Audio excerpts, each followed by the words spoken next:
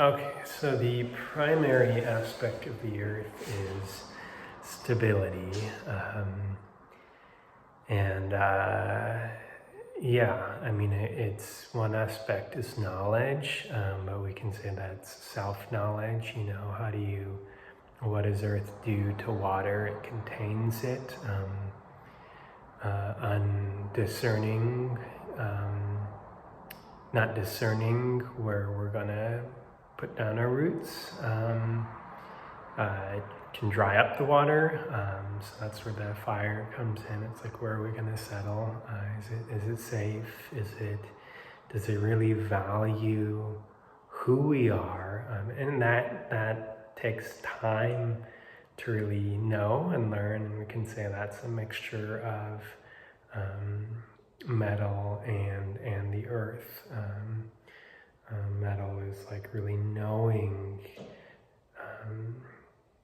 having an experience of your highest potential, so that this is my standard and I settle for no less. Or I hold this inside and I know I mean, it is that simple. I settle for no less, but in the process of getting there, I have to be harmonizing with the world. Or going through life with harmony, even if that takes me to places where it's more easily achieved. But sometimes, that is that aspect of metal is keeping your light under the bushel, so that you can have the kind of discernment about the right time and the right degree with which to shine it. And that's, something I'm working on now. But yeah, back to the earth, that's the muscles, it's the spleen and the stomach. It's sweetness, it's a sweet flavor. In biomedicine, it would be glucose. It's like you break down the food into its most essential parts. The glucose is stored in the liver, along with a lot of other nutrients. And then when the muscles and other parts of the body need those nutrients, the liver kind of sends it out to the rest of the body. So one, that's a liver process, but that's really earth moving through the liver to nourish the body. We have diabetes. This is oftentimes, a mixture of earth and water, but really it's that earth is out of balance. The earth yin and yang, but earth yin being like the pancreas and insulin. And the muscles aren't worked enough to be able to receive all the sugar that's being floating around in the system. And what is earth? It's like, how do we work with the earth? We need to till the soil. We move it. We exercise, not to an extreme degree. We also nourish it with the right things. What is, probably maybe I'll work my little secret nutrition slides into this. But what is, what is nutrition? What is that nourishment? What does nourishment mean to you? And traditionally, it really is regular, consistent meal times. If you invest in this area, you can really streamline it. Do your shopping at the beginning of the week, make big portions, a couple dinners of things, make it easy for you to make, nutritious, well-balanced meals with the right, balance of carbs, fats, proteins, vegetables, spices, and then, if you prepare your meals the day before, the night before, just getting into that, then the next day is so easy. You don't have to think about what you need. You have it right in front of you, and you're not taking all these shortcuts to get the energy that you would naturally have from from a little bit of, daily movement and solid nutrition. And there's wealth. What do they say? And they say, Waldo Emerson, health is wealth, or the first wealth is health. And that's so true. It's like, how do we be wealthy? We be healthy. And then our light, our abundance shines through, and people want to pay us, because that's our value is being totally and completely expressed. So yeah, I'll just share. I really, I don't know. I'll share the charts I have, but really, it's you have your sweet stuff, your fruits in the morning, use it to digest. It's a bigger meal. It is like the triangle in a way, And this is ancient wisdom across cultures. Eat breakfast like a king, lunch like a prince, dinner like a pauper. So I usually have protein and vegetables, something. And then something sweet like a porridge, fruit porridge with cinnamon. And then, lunch, more vegetables, rice, maybe a little bit of protein. And dinner is more protein heavy, and still like a little bit of vegetable and maybe a little bit of some sort of carb, a potato or a piece of bread. That's good for stews and stuff. And so you have like kind of this triangle where breakfast is balanced, lunch is more, in the middle. We say Middle Earth. We have the grains, and then dinner is more, dinner is more. You get the protein. Protein is largely, meat is the water element, and you're returning. So every meal is balanced, but you have these different kind of emphases that work with how the body works. All those charts are going to be somewhere, or I'll post them below. They're kind of secret information that you're getting, and I share in my classes. But good.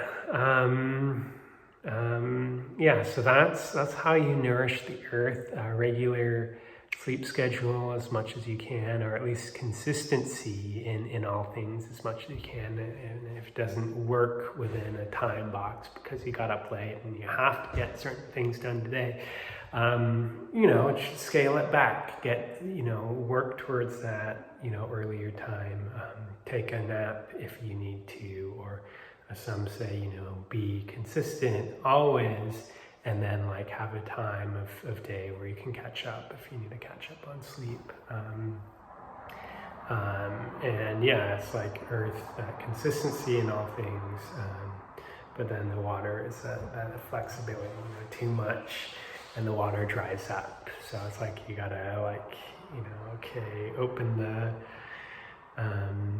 the gate a little bit so that the water can kind of flow in or flow out, but still have that container.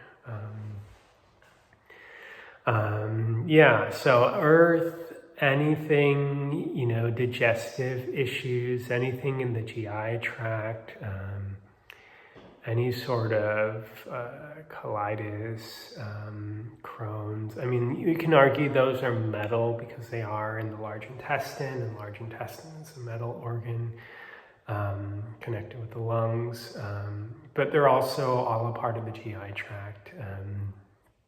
And so one of the most common Chinese medical diagnoses is spleen qi deficiency.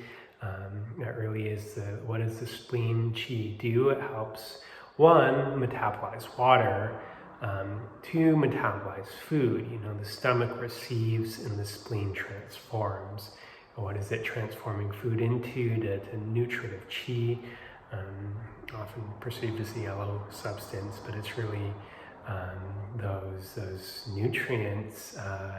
It's the glucose, the stuff that goes to the liver and fuels it and charges it so that it can then, discern what to send where and when. And if that process is blocked, oftentimes it is the lack of regularity or poor diet, or, lack of, really, I think it starts with a movement piece, If you nourish the body, you get enough exercise. Or it can be an education thing. The earth is knowledge too. It's like if you don't know how to eat, you don't really know how to eat. That's just what you learned growing up. But now it should be pretty easy to know, even if it's not to follow through. But what the secret here is to follow through is if the exercise isn't there, one, if the food's not there, you're not really going to feel like exercising. So it is, what comes first, the chicken or the egg. But the exercise, what it does is it creates, I like an hour a day, but, we're all, we do what we can when we can. I think that's the ideal, though, but in nature, really. But it's just, we can all do that. So it's like, get up when you can have spaciousness, observe, especially if you're in the city, sunrise, sunset, go out at the most beautiful time of day. Find a way to work with it. But what happens when we're in our bodies is there's an intelligence that's activated, and it becomes easier. We become more sensitive, and we're able to feel, okay, this kind of food isn't actually nourishing. It doesn't feel good to me. And this kind of food, okay, it feels good. It's nourishing. So that's kind of like the shortcut is just do more exercise. And then, not so much, you starve yourself, but then, or, enough meditation where you're sitting with your body and you just, or maybe, combine that with meaningful activities, to leave that water element there, the reason what are we using our health for? And sometimes that's the biggest thing. So it's like, but really that when you do that movement, it trains you become more sensitive, and you want the things that are going to continue making you feel good. And so that's what we need to do. And then I think it's like you can get with the eating, it's a consistent time. It's like my rule of thumb that it's like the sun. What is where is the stomach? It's in the solar plexus. What does that represent? That's a drive. We talk about stomach fire, digestive fire. When we think of the sun, it's like the sun is modeling that. The sun is empowering us, telling us what to do. So yeah, if you're really hungry, and it's, sometimes it's good to eat, but the ideal, eat when the sun's up. That's it. Eat when the sun's up. It might mean your last meal is before sundown. And that's good. It's just good. There's exceptions. You have different cultures. People take an afternoon nap, and then they eat late into the night, and they're drinking, and they're so in this healthy, intimate connection that it's like that they could. It doesn't matter what you do. You do a certain amount of exercise, you have like this wiggle room, this freedom where you can do whatever you want to a certain extent, and it's doesn't matter. It might even be healthy. But yeah, so this is all Earth. This is like the secrets of the Earth,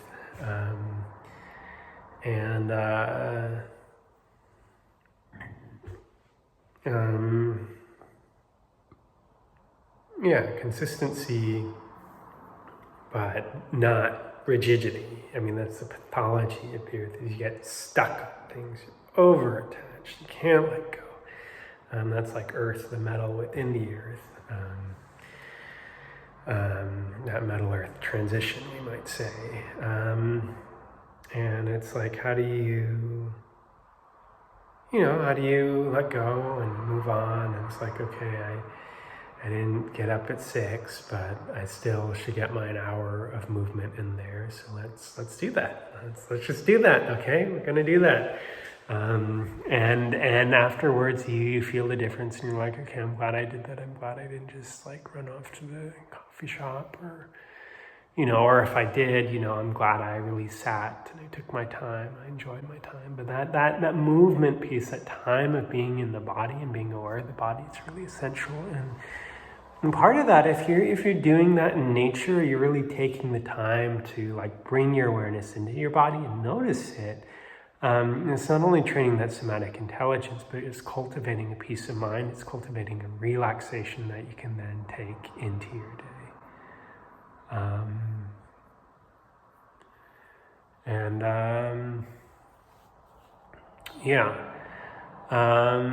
I think those are the main earth pieces. Yeah, spleen, chi deficiency. You're not going to have it if you follow these keys, but if you do have it, it's really your bloating, you have gas, loose stools, it's all in pieces. A healthy spleen, it consolidates, comes out in one beautiful long piece first thing in the morning. If you look at the Bristol stool chart, that's a high aspiration. But I can for sure say from experience, when you're in your purpose and you have that total consistency, at least 5 days a week, but ideally every day, that does happen.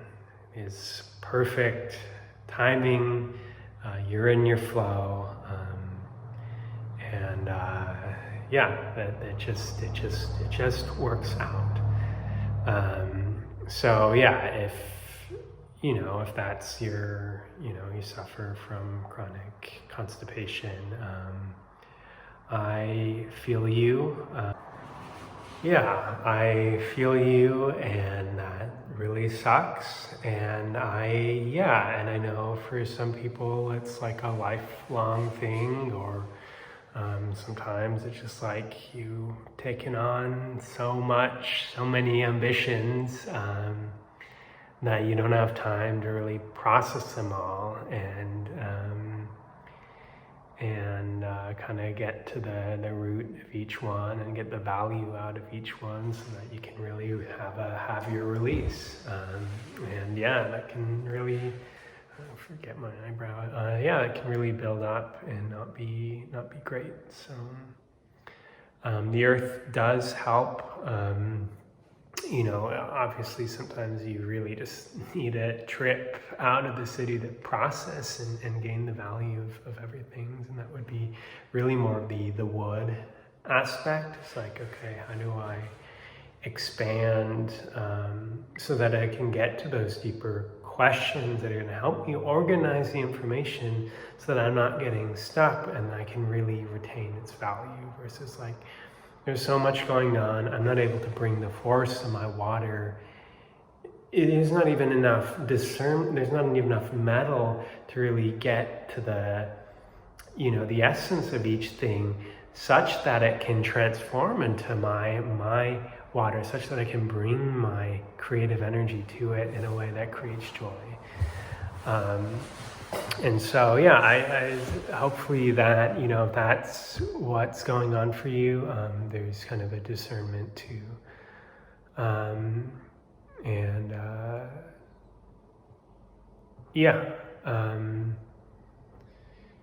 Let's see.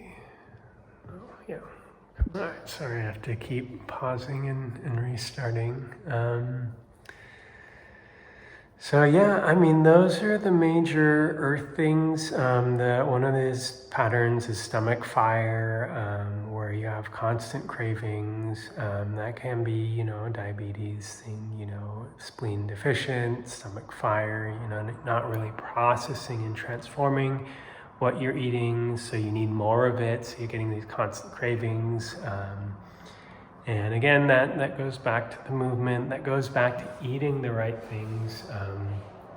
Again, check out those resources. I do have a class that's in person and online, where we basically, for 12 weeks, we get into the basics of what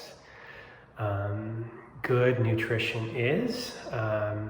They have advanced courses which go into the Chinese medicine side of things and how to eat right for your body type, your temperament or whatever you're doing.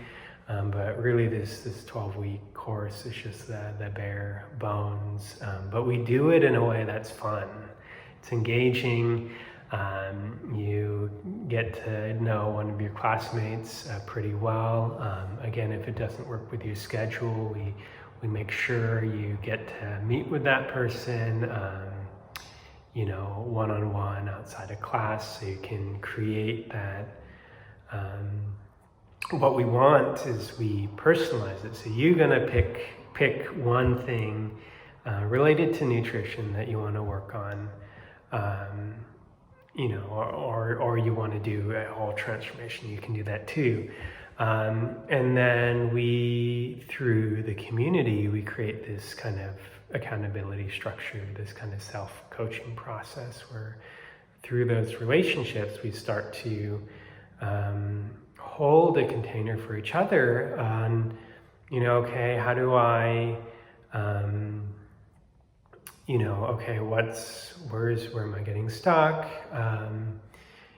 What do I want? Do I still want this? Is this still my goal? And we really get clear on that, and we work together to start to embody these practices. And then even after the course, we come together, or there's opportunities to come together as a community and kind of recharge, so that we keep up with that momentum, or we can do that one-on-one with a solo session with me, just once a month, or whatever you need to succeed, and that's where we're coming from. And so if you're interested in that, you can, I'll put that link below too. Maybe it'll just be one link to the nutrition resource that you can get for free, and then you can kind of check out the class. And I think for what you get, it's like a monster deal. Like it's really, it's the apex of my experience and my passion in life, and a lot of time and a lot of warmth for a pretty good deal, and that information you keep for life. So I'm excited to have you in class. So good. That is I think that's the earth. We did the stomach fire. And again, that stomach fire is often, I think, related to water. It's like, why do we craving? Sometimes we're bored of what we're doing. We're trying to escape it, or we're not craving the right things. We haven't taken our external things and directed it inwards. It's like, what is the source of true happiness?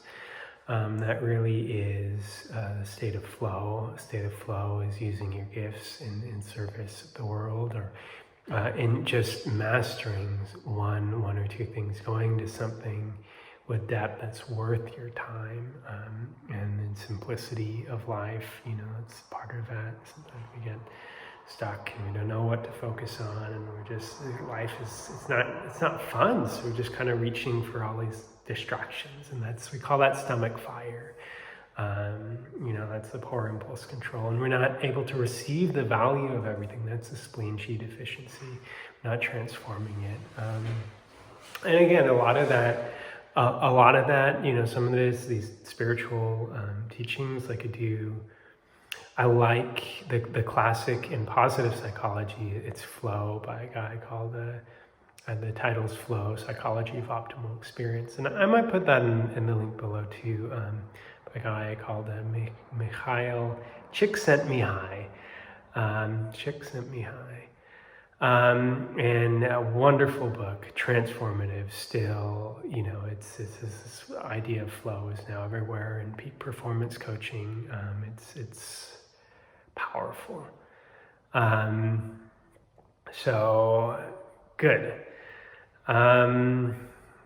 Good. I will, let's pause here. Well, I can sit. Um,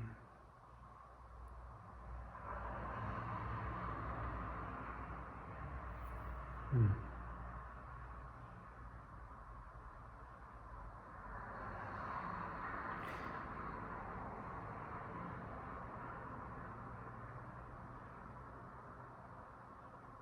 Okay, great. So we got that down. I'm trying to think of anything else earth balance related, but I think we got it. I think we got the whole thing. Yeah, I mean, stomach yin deficiency, that's a big one. That's really like ulcers or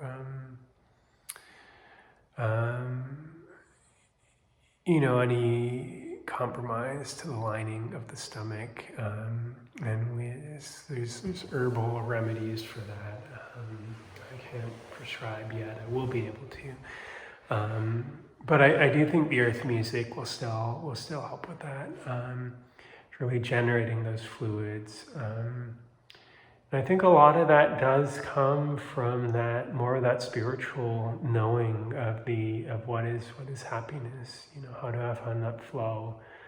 And from there, it kind of simplifies. You know, what is my purpose? It simplifies as too much and not enough rest. Of course, the exercise helps us discern, helps us have that knowledge. I mean, stomach chi deficiency, burping, belching, GERD, gastric overflow. That's really it's an earth imbalance too.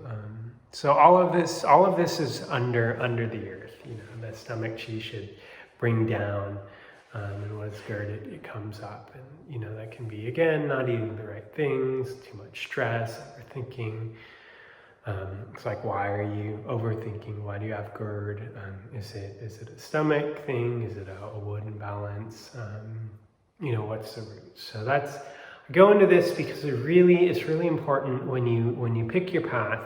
So you're gonna have one of these 5 choices. Eventually there will be 12. Maybe by the time this is released, I have 12, and I have to, you know, revise the whole thing. But yeah, you have one of, you know, probably just one of 5.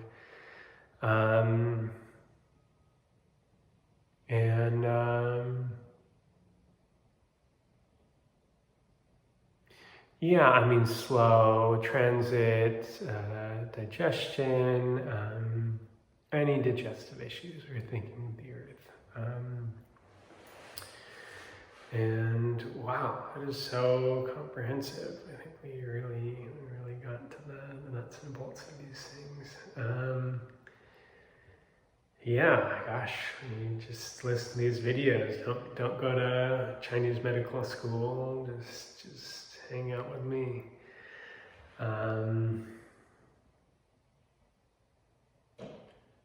Yeah, I'm going to take a break, and then we'll get to the metal element. And I might have to do the water another day. We'll see. This is a crazy detail.